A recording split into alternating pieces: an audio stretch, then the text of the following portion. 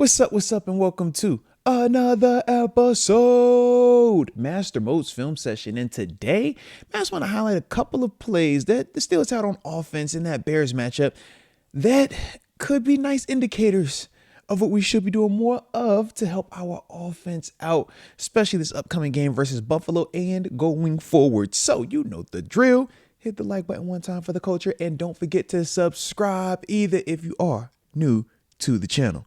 But with that being the case, let's go ahead and chop up the tape. All right, so first play right here, we're talking innovation, right? We know the tush push has been what's so prevalent in the NFL thanks to the Eagles, and we talk about in short yardage scenarios what you're supposed to do.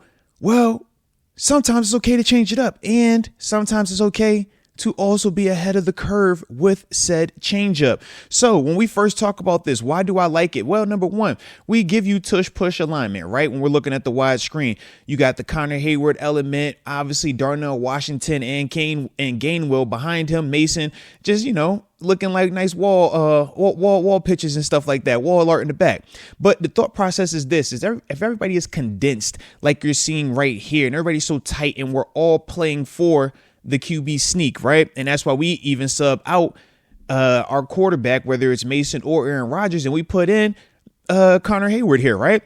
But the thing is this, though, man, outside of Philadelphia, we haven't seen another team change up the variation from it just being tush push, right? So with that, though, what I love is this. Everything looks like tush push. So you see how all of the Bears defenders are heavily playing the tush push, but from there, nice ball skills by Connor Hayward, taking the snap and then delivering a nice handoff to Gainwell. All of that matters. We can't minimize the little parts of the execution, because if he fumbles the snap or fumbles this handoff, we're looking at him and Arthur Smith like, what are y'all doing? So the execution is there. I also like the fact we get Darnell Washington as the lead blocker.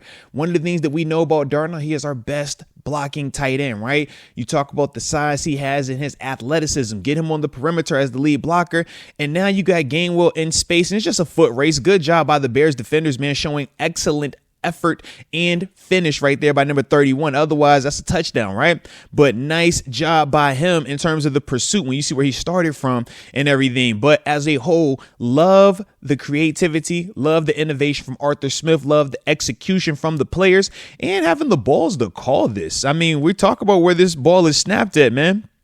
We're on our side of the field, right? Meaning if this does not work out, Caleb Williams and that offense has the ball on their plus side of the field, man. So it takes a lot of, thought when you're making these type of decisions. But as a whole, when the execution is there, you get exactly what you're looking for, an explosive play.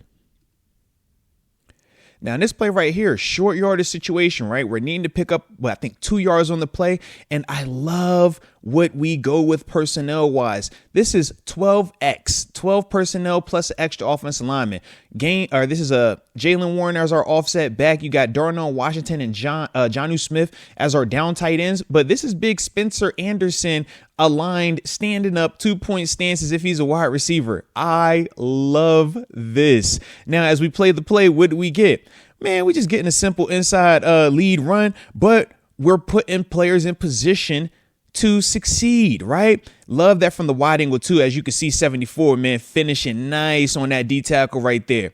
But just as a whole, when we're looking at it from the sideline copy, just look at how when you bring in these big guys versus some of these little defenders, the impact it has, man, from a run blocking standpoint, man. And we're trying to get 2 yards here, man. That's what we're trying to get. I need a first down. Shout out to Mason McCormick, 66, putting them hands up, letting you know what it is. Now, when we look at this from the tight copy, from the end zone, this is the thing that we're talking about, man. If you only need to get a couple of yards, I personally don't like the shotgun element of it. But if we're going to do it, let's make it worth our while. So going with the 12 personnel, extra offensive lineman, I love that, because if we're trying to run the ball in short yardage, put my big guys out there. Sometimes I get it. There is a time and a place for tricking teams, and we just saw that with the fake tush push handoff. But there are other times where I want you to be able to line up in front of another man and get me 2 yards. And that's what we're doing right here. When you see Spencer Anderson with the nice motion in, from there, it gets him on a power angle where he's downhill. And look at 74, how he's able to finish this block right there, man. That's pancake with the extra syrup, man. I love how that looks. We talk about the other guys up here in the trenches, man, winning their blocks, right? Give me some movement. That's what I need to see. Guys falling forward.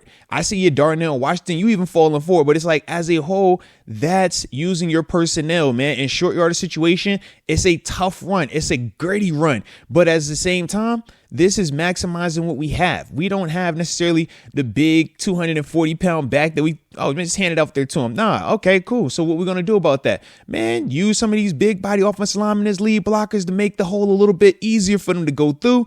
And then from there, Jaylen Warren, get skinny, fall forward, pick up the first down, baby. And that's what you need right here in certain situations. But offensively, you don't have to go out your framework to do these things. This is all within the wheelhouse. So I like that, but we need more of it. Now, this final play is the accumulation of what we've been seeing, right? Tricking them with some of the big body personnel groupings, but using some innovation. We talked about a short yardage situation, man, going with the 12X personnel, right?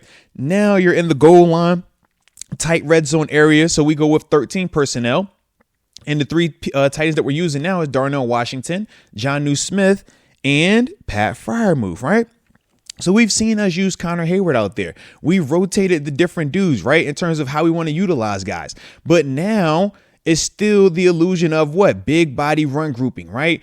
And we got our one running back, but this time being Kenneth Gainwell. So for the Bears defensively, watch how aggressive these guys, specifically in the secondary. Number 22, he's lined up on the A in the end zone right now. This is man-to-man coverage. He's supposed to be guarding Pat Freiermuth one-on-one. Just watch his eyes. Watch where he shoots to. He's playing the run. And why is that? Because of, number one, the personnel grouping. When you talk about having, 3 tight ends plus a running back, we have a history, at least this season, of this being a high run tendency. Hey, it's so simple. Everybody knows we're doing it. Great. That's exactly what we want. Since everybody is so smart, now we can hit them with the play action pass off of that. And this is literally wide open. I'm talking like this is how it all works together. Nice job by Mason, though, delivering a nice throw. Good job by Move making the catch. And even with the high level, tricking them in terms of showing them the same thing over and over, and now you hit them with the play action pass, this still has a certain degree of difficulty when you look at, on the backside, the safety number 31. He's close to being in that window just because of how athletic the defenders are at this level. But it still doesn't matter, man. With that being the case, you still deliver a strike, and that's what Mason does there. And nice job by Pat Freiermuth securing the catch. You look at it from the tight copy to check out the protection.